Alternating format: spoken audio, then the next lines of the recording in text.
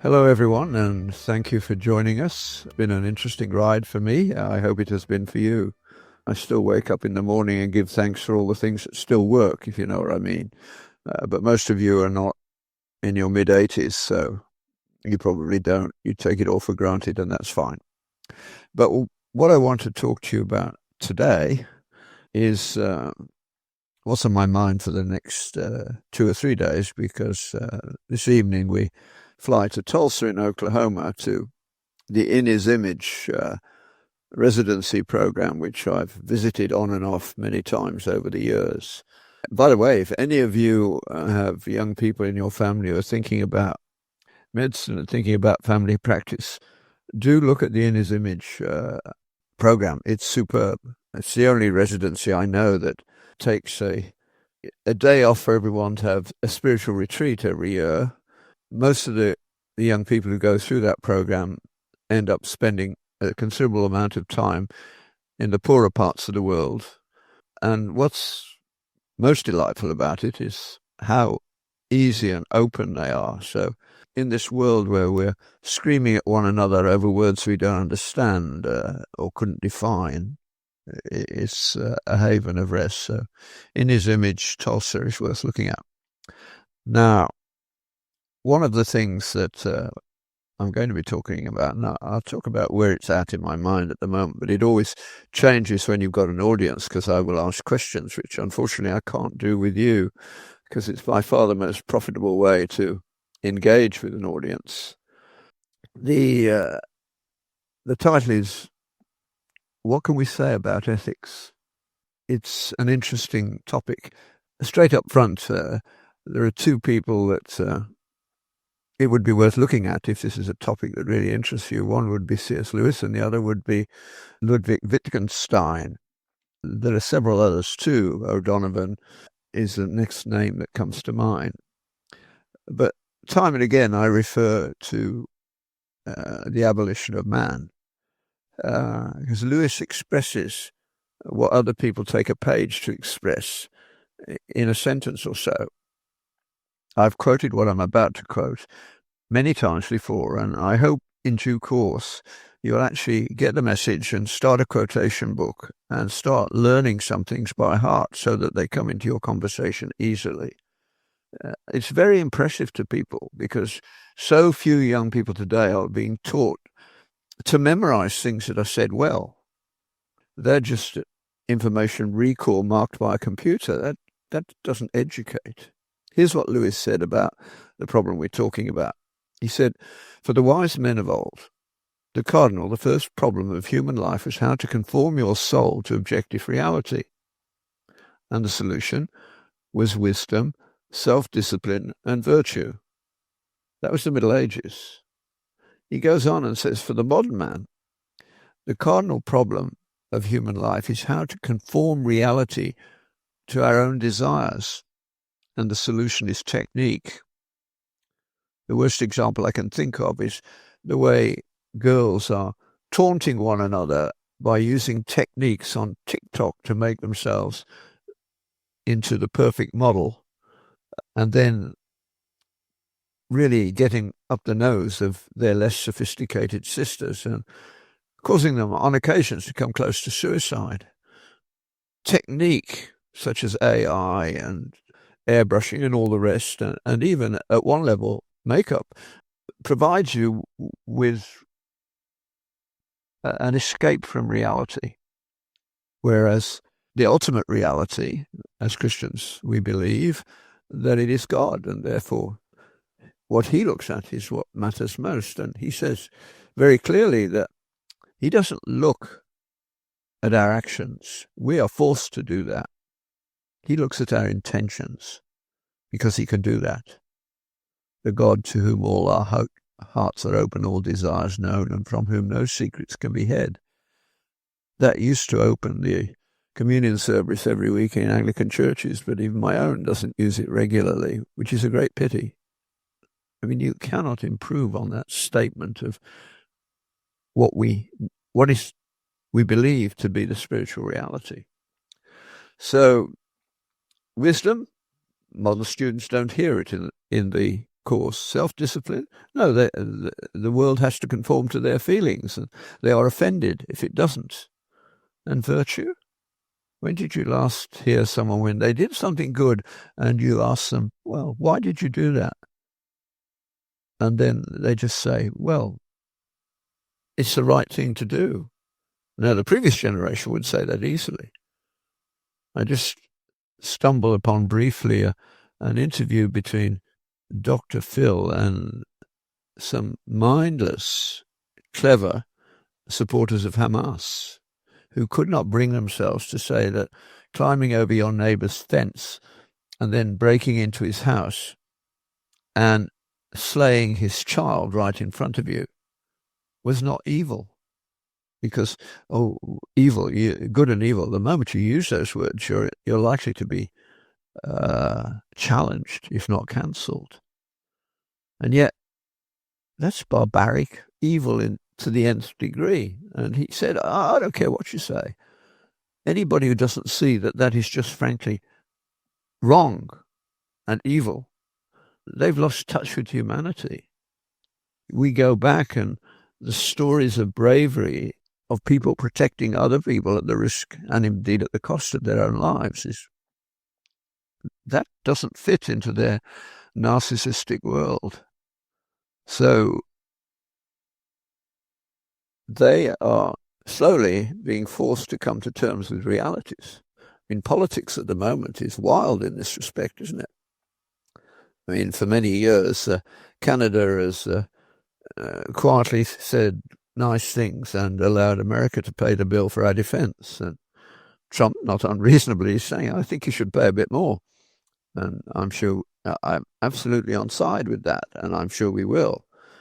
But I think Trump is also deficient in his idea of what good neighborliness looks like, although I'm told by many people who know him that in his one-on-one interactions, he's actually kind and generous.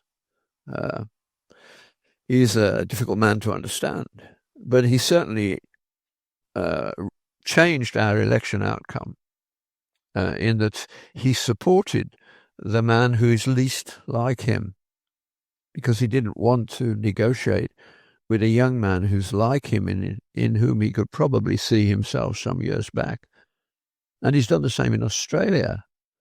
So, I mean, both Australia and Canada had elections in which the biggest name under discussion was Trump. And of course, he wasn't on the ballot. But that's the world we're in. And he has a particular obsession, and it looks as though it's going to take a while to moderate that. And he may prove that to be right. But this is his discussion about fairness is necessary. It was striking in our election, in the Australian election, in the short run-up to the Reform success in Britain, in the Runcorn constituency. No mention of God appears. We're a people who rely for all our laws. Ultimately, they go back to the Ten Commandments and its development over time. And now we don't have any means of talking about it. It wasn't mentioned. It was as though we lived in a tacitly atheistic universe. And yet, only because we've stopped the capacity of rigorous thought do we get to the point where we realize that won't work. Now, ordinary working class people are better off than the so-called educated elite. And I mentioned this previously in recent weeks, and I hope that it's another idea that will sink in. Ordinary people don't sit down and try and deduce by applied logic what is right and what is wrong. Because if they grew up in the Western world, not so much in the last 10 or 20 years, but before that, the default narrative by which they understood right and wrong was derived from the Jews and the Christians, with some logic interposed into it by the Greeks. And those three things created over time, and it took considerable time, a remarkable state of affairs.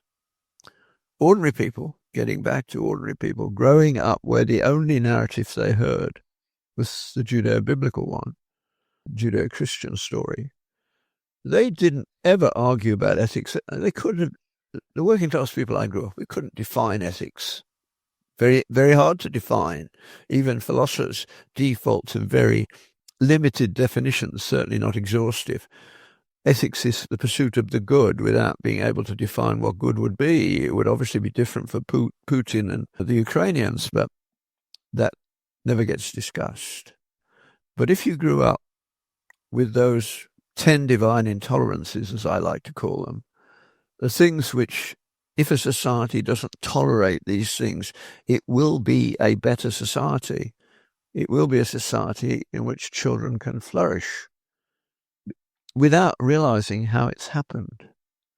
You didn't have to teach them that lying was wrong. They knew that. They used to go to Sunday school, a lot of them. Even when their parents didn't go to church, they sent the kids to Sunday school because it meant they could put their feet up for an hour or two on Sunday afternoon. But they knew that it was wrong to steal, wrong to lie. They knew that way of living just as, well, that's the truth, isn't it? I mean, I remember the one and only occasion on which in my elementary school there was an act of theft in 5 years, 6 years. We only had pegs. We didn't have lockers. So you hung your coat there if you got a coat or a bag or whatever it was. And there was thieving occurred on one occasion. I can't even remember what was stolen. But as soon as it was reported to the headmistress, she assembled the whole school into the main hall, which would take all the children. And she stated what had happened. She said, clearly one of you did it. And we are going to sit here until that person owns up. And in due course, the pressure grew so great that the thief owned up. The stolen material was returned, and he was caned in public. 6 of the best, if I remember right. And it was all over. Justice had been done, visibly. You couldn't imagine that today. You'd have the liberal elites, over the moon in, what damage you've done to that child's psyche. No, I don't think that was true at all. He realized that when he owned up, he was punished, and that was it. He was forgiven. I hope he came from a troubled family, that he did better than some other members of his family as he grew up, but I have no idea. But certainly for the children there, they weren't at the age where they would argue the toss. These were elementary school kids, where now we teach them that they only think they're boys or girls. My goodness, how the world has changed. So what we do, of course, we get consequences to this. Consequences are part of the world. Let's just take one example. The pill. When the pill arrived in the 1960s, there was lots of talk amongst late teens, early 20s about sex, but not much action, not compared to now. And I remember listening to the Rees lecture on BBC, and it was that particular year the man who'd invented the pill. And he was proud of the fact that he had contributed to human flourishing and happiness, because now you could have the joy of sex without the risk of parenthood.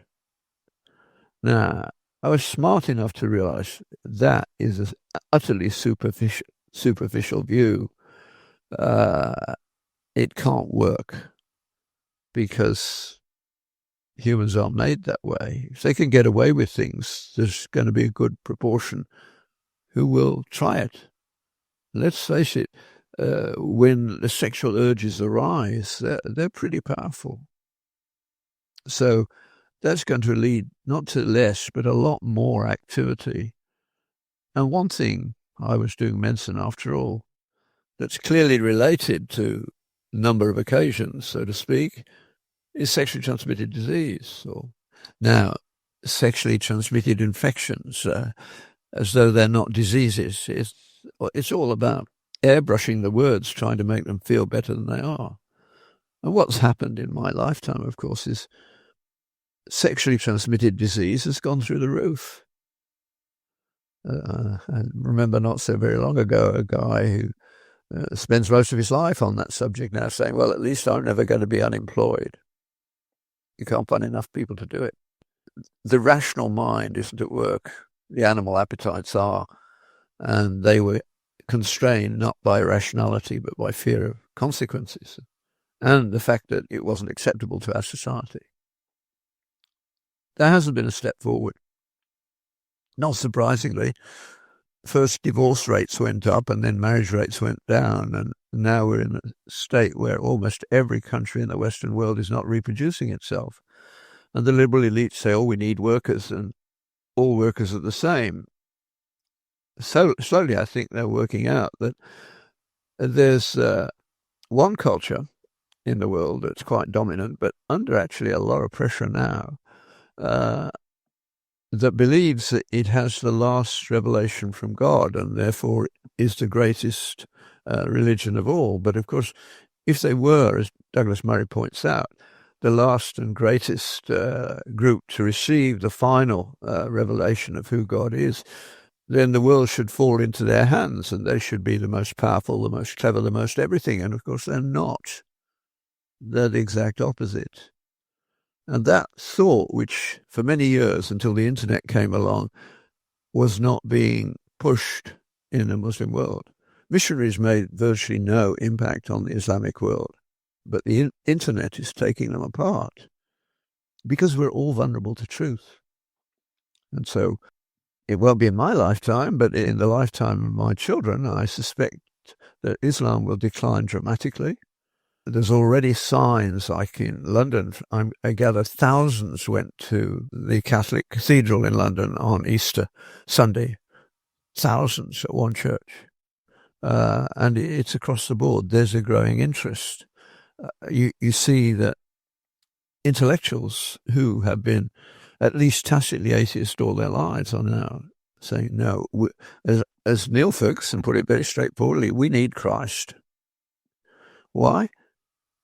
Because if we're going to be truthful about the problem of who we are, our nature, the fall, then we have to deal with what we always used to recognize as sin. And we move on from there. So when the Christian narrative was the only one that was had, then when there were arguments or disagreements amongst working class people, what would usually happen, I mean, the men would occasionally get to fisticuffs, but it was very rare. Usually they'd say, this isn't good. And then they'd say, what's a reasonable solution?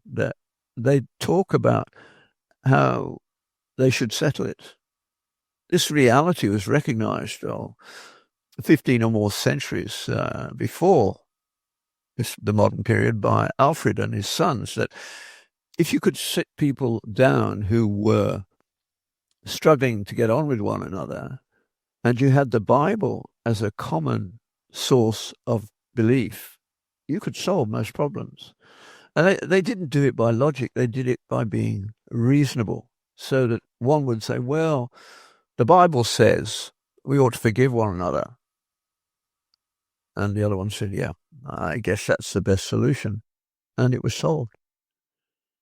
But forgiveness makes no difference if there's no fault in the first place. We've got such a thin story of the meaning of life. We didn't teach ethics when I went to medical school. They didn't begin to be taught until the 1980s. Why so long? Well, because the narrative was there.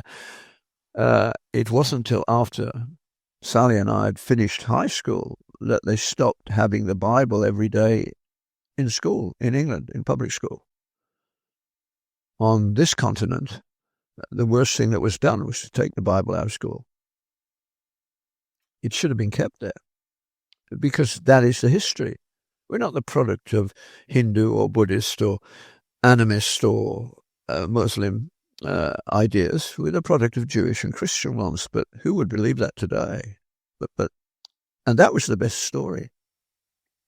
That was the one that, in mysterious ways, ultimately bears fruit. And in God's economy, it looks like a long while. I mean, from Adam and Eve, so to speak, the first thing they did when they got thrown out of the garden was very shortly they had children, and one of them murdered his brother. You can know what is good. Doing it is more of a problem. But at least they knew it. And God let them go their own way. He didn't provide a lot of instruction, at least not that we're told about, as to how you should live well. And they lived badly, and they got wiped out by the flood. And a new start happened, and that got into trouble almost as soon as they got out of the ark. We're talking about thousands and thousands of years. But all over the world, there's evidence that people knew that evil was real, that something like sacrifice was needed to put it right. And we don't really understand why. But we know that the abreaction is real. It brings closure, etc., etc. Now we have less and less than that, so we get more and more neurotic. So it was another few thousand years before God actually gave them the Ten Commandments in a very striking fashion, so that the narrative would be passed on. God spoke to the children of Israel at Sinai and said, "These 10 behaviors I will not accept. I am utterly intolerant of them." You can rewrite them that way rather than being the positive ones, because we try and make the minor virtue of tolerance into a major one. It won't bear the weight. It's what we do not tolerate that makes a place secure. Where thieving is unacceptable, you don't lock your door. That used to be the case even in working class Birmingham. With virtually nobody who hadn't grown up in that culture over several generations. Not true anywhere now in the Western world. It's noticeable that Hungary and Poland have better statistics than everybody else, and if you do a little research, you'll soon find out why. The world, I think, is beginning to wake up.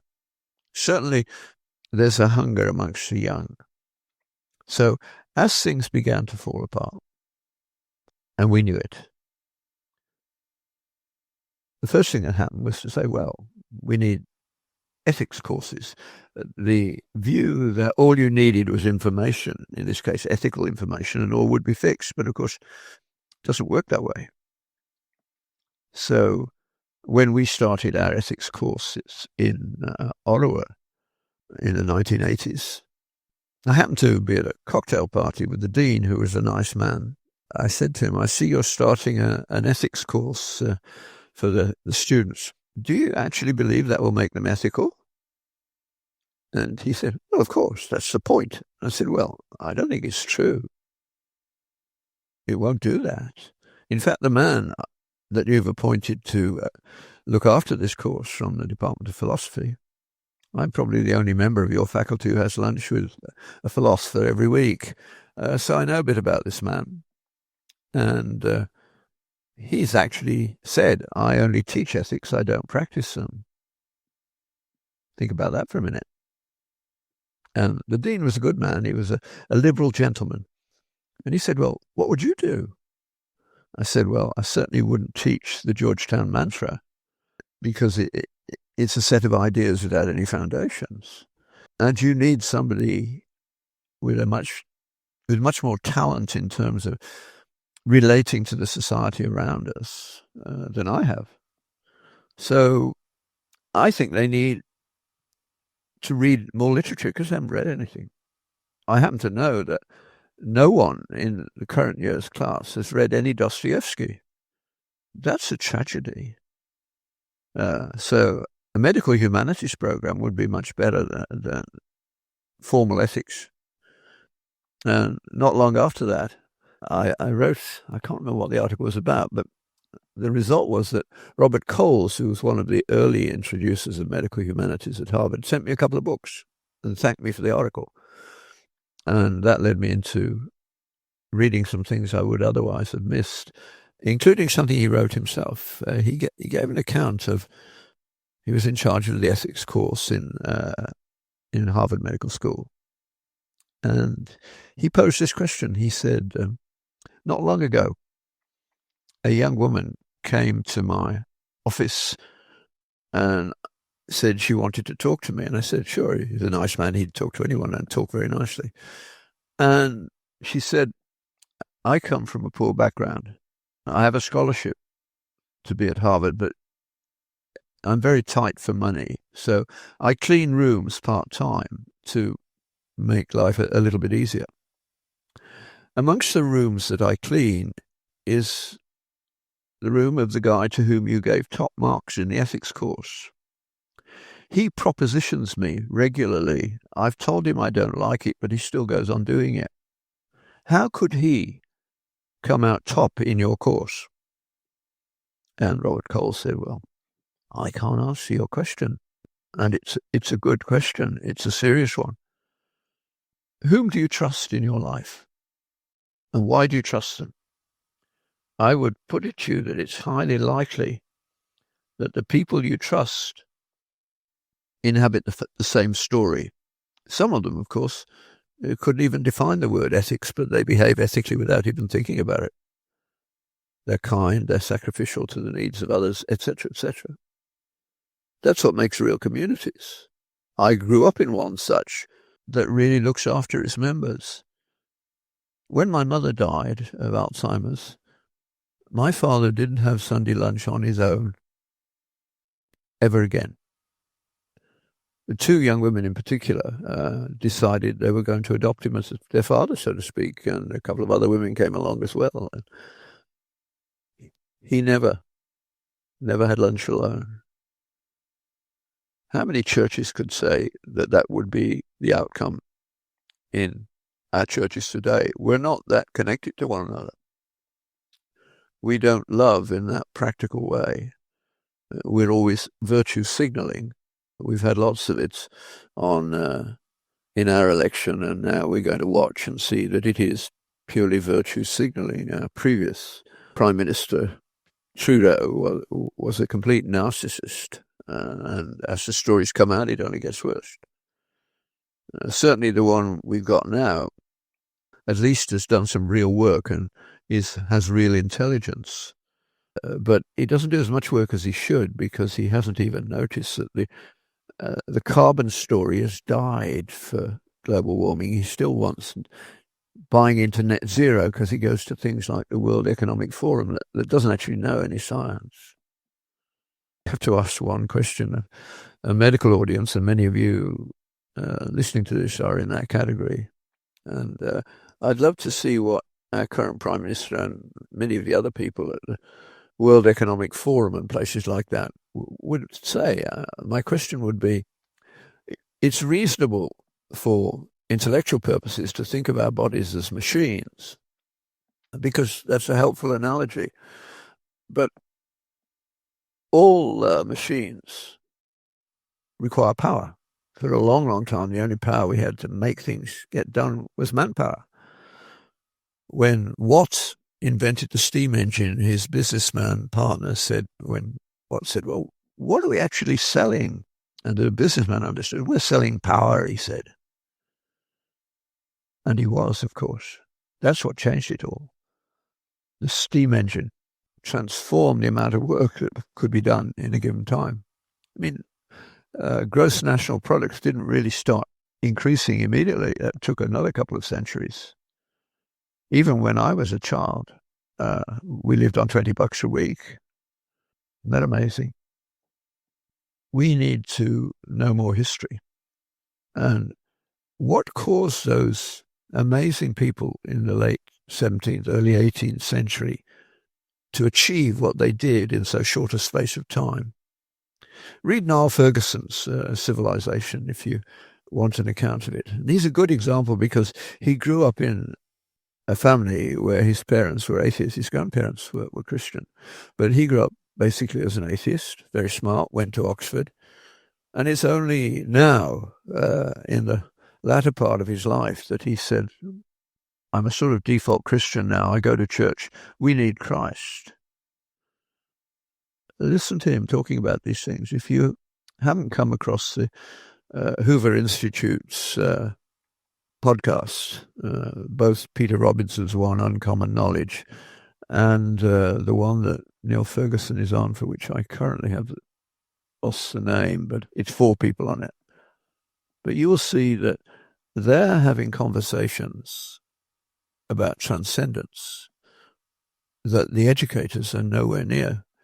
Trump is absolutely right. If you could close down the Faculty of Education, things would start getting better pretty quickly. That sounds awful, but it's true. The reason is very simple. You cannot create teachers of the first rank, because as both Paul in writing to Timothy and in the modern world, Wendell Berry writing about Miss Minnie, the teacher, the heroine of the first of his novels, says, he describes her as saying, she loved children and she loved books, and she taught by merely introducing the one to the other. 2 loves. You can't teach love. And the love of children, the love of books are both gifts. Fortunately, the love of children comes with reproduction in a very remarkable fashion. I never cease to be amazed as you see the way these children take over their parents, as our children took over us in a very good way.